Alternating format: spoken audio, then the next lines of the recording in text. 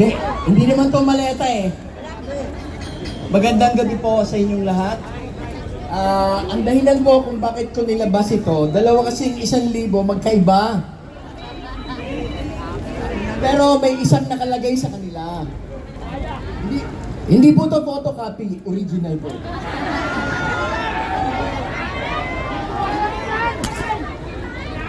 Babasahin ko po, pero meron dahilan bakit dalawa at magkaiba tapos may isang pareho. Nakalagay po dito, pinagpala ang bayan na ang Diyos ay ang Panginoon. Palakpakan po natin ang ating Diyos. Okay. Bakit nakasulat sa pera natin ang ganitong salita? Pinagpala ang Pilipinas dahil ang kanyang Diyos ay ang Panginoon. Meron po bang pakialam ang Diyos sa ating bansa? May plano po ba ang Diyos sa ating bansa? Meron! Narating na ng England ang kanilang rukrok ng tagumpay at kasikatan.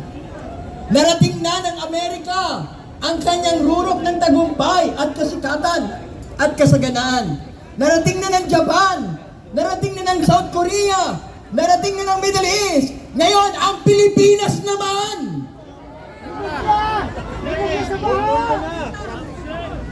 May plano ang Diyos sa ating bansa. Wala pong sayang sa lahat ng ating ginagawa. Ang pagrarally, ang pagpapanalangin, ang pagbablog o pagsasalita sa social media, wala pong sayang. Lahat po yan ay mayroong bilang. At yan po ay unti-unting nagdadagdag sa climax na parating. Sabi mo sa katabi mo, change is coming! Scabby! Kaya lang, change has a price. Ilan sa atin, at ito pong tinanong ko sa Aberdeen Court, at sa Quezon City rin, ilan ang handang mamatay para sa maka-Diyos at makabayan na Pilipinas? Uulitin ko po, ilan ang handang mamatay, mag-alay ng buhay para sa isang makabayan at maka-Diyos na Pilipinas? Alam niyo po, nung sinabi ko yan sa Aberdeen Court, bigla kong narinig, mamatay? Ang sabi ko, ay wala. Hindi pwede. Ang puro salita lang. Kailangan willing tayo mag-alay ng buhay sa plano ng Diyos sa ating bansa. Hindi nga malas yung profile eh. At pagdating, pakinggan niyo po akong maigi. Pagdating po sa destiny ng isang bansa, may pakialam po ang Diyos dyan. Hindi pwede ang tapang lang. Hindi pwede ang bilang lang. Hindi pwede ang tao lang. Kailangan ang Diyos mismo ay kasama natin kumilos. Ang sabi ko po sa mga kausap ko noon, antayin ninyo, there will be a catalyst. And when you see that you know that that is the time. And we must be discerning. The generals, the public, at lahat ng mamamayan. We should be praying and we should be discerning.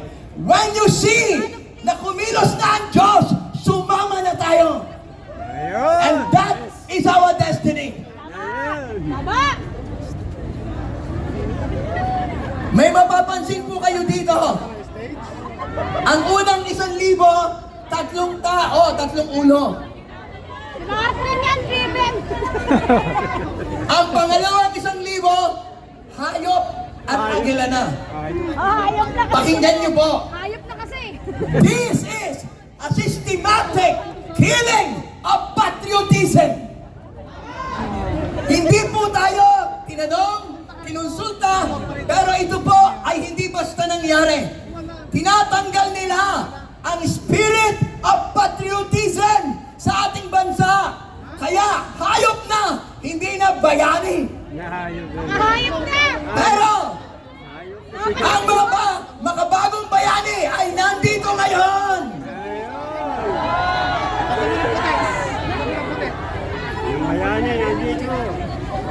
Lagyan na lang ng hayop. nationalism, patriotism, and heroism.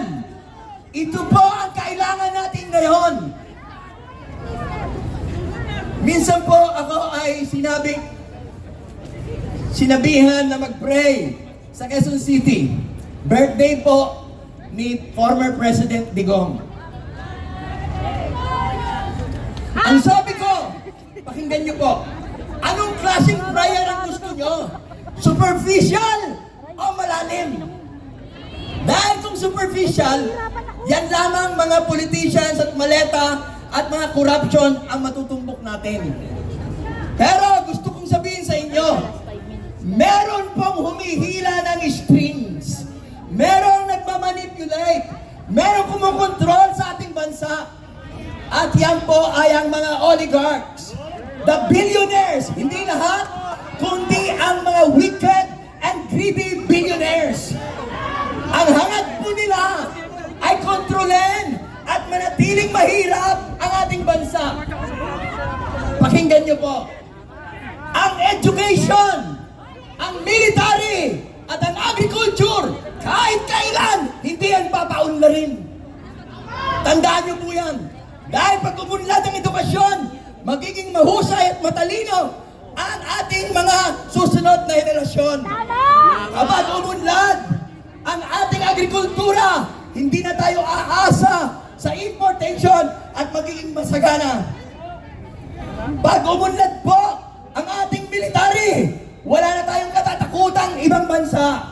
We will no longer be dependent on the United States. At ayaw nila yan mangyari. Bago po ako magtapos, gusto ko pong malaman ninyo, uulitin ko, walang sayang sa lahat ng ating ginagawa. Ito po ay papunta, mukhang pangit man, pero naalala ko po, pasensya na, may threat po ng Big One earthquake. At yung Big One earthquake ay ginagamit na threat sa mga presidente. At maging ating military, the armed forces, the chief of staff, ay maaaring may threat ng earthquake Big One. At dahil dyan, hindi sila pwedeng basta sumama sa taong bayan. Pero ang Diyos ay gagawa at kikilos. Sumama man o hindi ang military, pero mas maganda kung ang church, iglesia man, katoliko man, evangelical man, ay mamuna at ang military ay magsama. Walang magagawa ang sino mang international at oligarch sapagkat ang Diyos at ang military at ang bansa ay magkakasama. One thing is for sure! One thing is for sure! Are you ready? Mahal na